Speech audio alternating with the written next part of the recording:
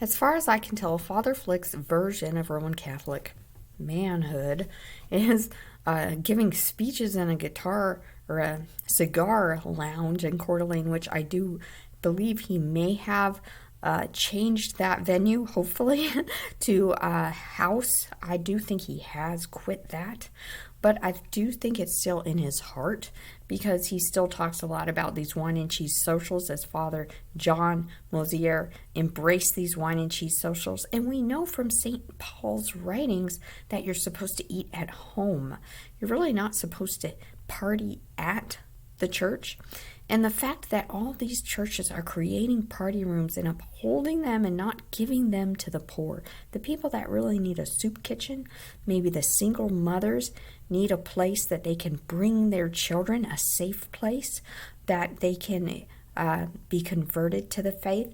Maybe these halls should be converted into second chapels for more masses being said, maybe a quiet meditation room for, say, the lay people to do quiet works like acts of charity, making quilts, so to speak, or making rosaries and doing things that are pious and pure, instead of just turning it into a complete donut hall party room. Because even John Mosier and the other priest, the former priest at St. Pope Pius X Diocesan Novus Ordo Church, not to be confused with the SSPX, but they both cried out saying that there was so much gossiping and online, backtalk and slandering going on from the lay people that they had to actually write about it, but they didn't really claim that they were the instigators of it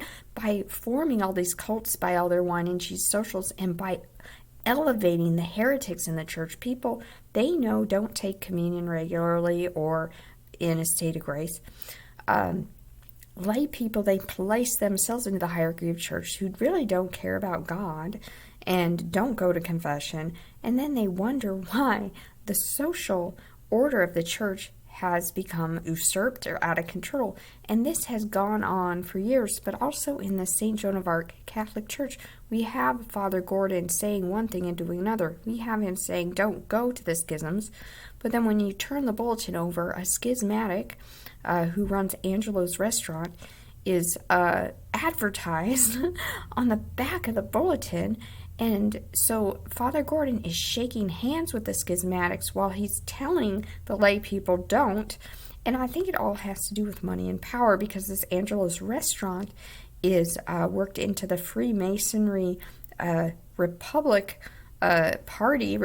Party of the town. And that can be dangerous today because there's a lot of power-hungry people in the Republican Party, and they really do not care about the Ten Commandments anymore, and they really don't care about stopping abortion and all these things. And unless Angelo's, if he's really calling them out, but instead he's just placing his ad in the paper, which seems like he's just partnering with their dull minds.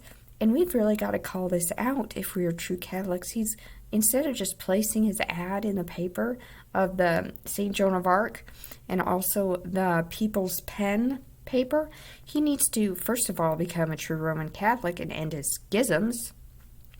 But also, he needs to start calling out them on the sins of the town, the abortion, all the Freemasonry going on in Coeur d'Alene and Post Falls, the heretics in the church, including Father Gordon and Father Flick. He's really got to grow up. And a lot of rich people, they simply don't want to.